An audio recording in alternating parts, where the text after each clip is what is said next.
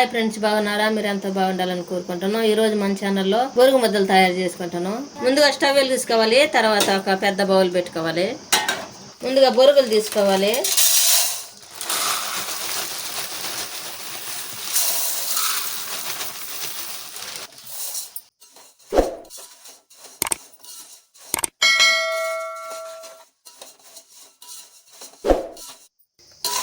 ఈ బొరుగులు ఈ విధంగా బాగా వేపుకోవాలి. ఏదైనా మెత్తంగా ఉన్నా కానీ మనం వేపినమంటే బాగా వస్తాయి. ఈ విధంగా దూరగా వేపుకోవాలి.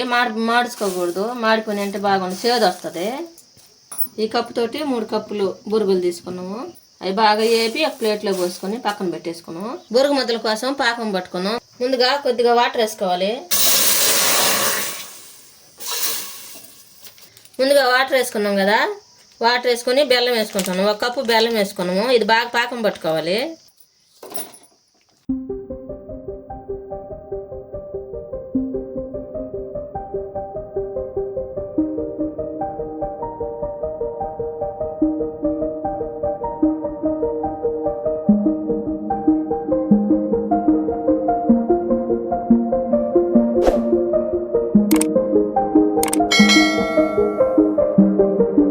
ఈ విధంగా పాకం రావాలి.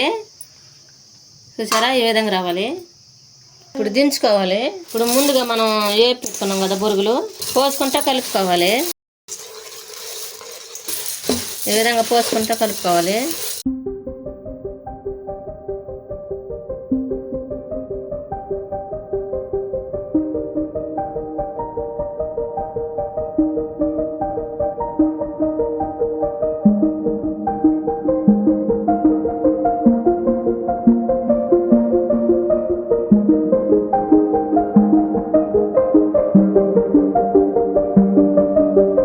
ఈ విధంగా చేసుకోవాలి. బాగా కరెక్ట్గా సరిపోయింది కదా, ఈ విధంగా చేసుకోండి.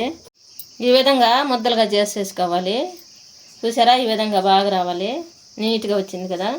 ఇప్పుడు అన్నీ ఒక ప్లేట్లో పెట్టేసుకున్నాము. ఇదే విధంగా మిగతా అన్నీ చేసేసుకున్నాము. ఎంత టేస్టీగా ఉండే బొరుగు ముద్దలు రెడీ అయ్యాయి.